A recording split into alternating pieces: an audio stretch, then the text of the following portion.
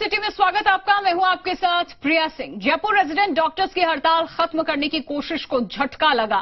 दरअसल medical college प्रशासन और रेजिडेंट डॉक्टर्स के बीच वार्ता विफल हो गई। खबर तो ये भी आ रही है कि यह हड़ताल प्रदेश व्यापी हो सकती है। खुदा न खास्ता अगर ऐसा हुआ तो प्रदेश के मरीजों की मुश्किलें बेहद बढ़ सकती हैं।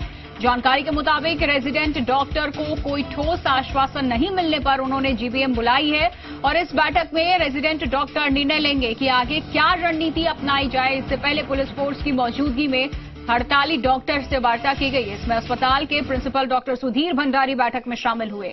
आपको यह भी बताते चले कि जयपुर में कांवटिया अस्पताल में महिला डॉक्टर से हुई मारपिटाई के बाद से डॉक्टरों में जबरदस्त उबाल है। खुद की सुरक्षा और आरोपियों पर कार्रवाई की मांग को लेकर के जयपुर में रेजिडेंट डॉक्टर्स हड़ताल पर चले गए हैं।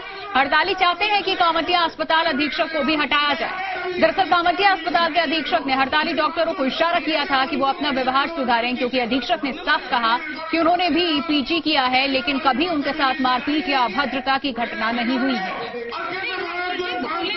तो उस घटना की ये तस्वीर हम दिखा रहे हैं। अंदाजा लगा सकते हैं किस तरीके से अभद्रता की गई है। मारपिटाई तक उतारू हो गए हैं और सुरक्षा की मांग को लेकर के ये हड़ताल पे हैं। हालांकि जो मांगे हैं इनकी वो नहीं मानी गई है। बेनतीजा रही ये बैठक। तो अब प्रदेश व्यापी अगर हड़ताल होगा, अंदाजा लगा सकते हैं किस तरीके की तस्वीरें आने वाली हैं। जी मीडिया संवाददाता आशुतोष जुड़ चुके हैं इस खबर पर और ज्यादा जानकारी के साथ। आशुतोष, अगर प्रदेश व्यापी हड़ताल हुआ तो मरीज हलकान होंगे, बेहद परेशान होंगे। क्या अंदर के में चल रहा है, जानकारी कुछ?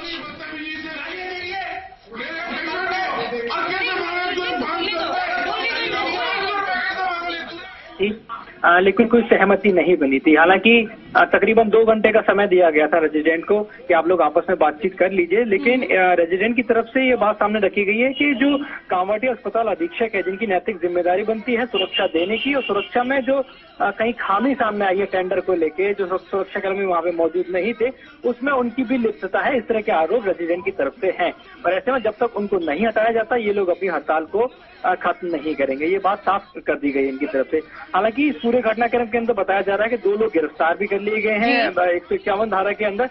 लेकिन ये बड़ी मुसीबत मरीजों के सामने आएगी, जैसे कि आज जयपुर में सामने आई है, कल भी आएगी। हालांकि वैकल्पिक व्यवस्थाएं की गई थी। सीनियर जो चिकित्सक थे वो एसएमएस अस्पताल और दूसरे अस्पतालों में जो इलाज था, ट्रीटमेंट था, वो किया भी था।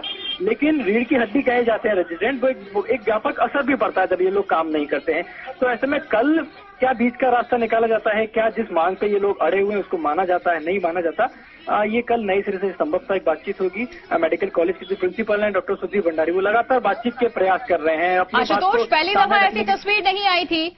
इस तरीके की तस्वीरें कई बार सामने आ चुकी है। तो सुरक्षा पे तो सवाल खड़े हो ही रहे हैं कि यहाँ इनसे मारपिटाई कर दी जाती है, महिला पे हाथ उठा दिया जाता है, माहौल को इस तरीके से खराब करने की कोशिश कर दी जाती है। तो सुरक्षा को लेकर के तो ये अड़े हुए हैं। कहीं ना तो हद तक इनकी मांगे जो है वो जायज है। कोई तो समाधान निकालना पड़ेगा ताकि इस तरीके की तस्वीर दोबारा ना आए। ऐसे माहौल खराब होता है। देखिए, ये बात बिल्कुल ठीक है कि मरीजों का जो दबाव है वो सरकारी अस्पतालों में बहुत ज्यादा होता है। ऐसे में एक प्रेशर रहता है रेजिडेंट के ऊपर, और उस प्रेशर के अंदर जब ये काम करते हैं तो कभी ना कभी कोई इस तरह की जो घटना है वो सामने आ भी जाती है।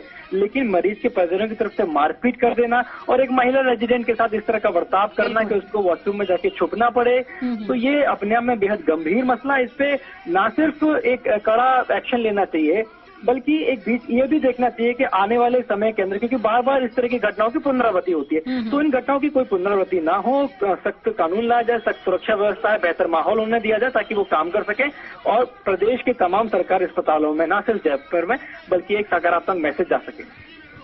बिल्कुल, एक स्ट्रांग मैसेज जा सके। लेकिन क्या लगता है, क्योंकि यहाँ पर जो पहली बातचीत रही वो विफल रही है और अब ये मैसेज निकलकर सामने आने लगा है कि प्रदेश व्यापी हड़ताल किया जाएगा। पहले ये खबर आई कि कल भी हड़ताल जारी रहेगी, लेकिन अगर प्रदेश व्यापी हड़ताल होता है तो स्थिति बेहद गंभीर हो सकती है।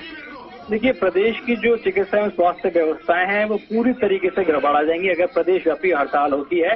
और मैं नहीं समझता कि जो सरकार है वो इस तरफ कोई भी ऐसा जो घटनाक्रम है वो जाएगा। सरकार बातचीत के प्रयास करेगी, सरकार की तरफ से बातचीत के प्रयास किए भी गए, लेकिन जो मांग सामने रखी जा रही है उस पे कितना एक्शन लिया जाता है, क्या वाकई में अधीक्षक को हटाया जाएगा, नहीं हटाया जाएगा, ये कल साफ हो पाएगा। बहुत बहुत शुक्रिया आपका तमाम जानकारी देने के लिए।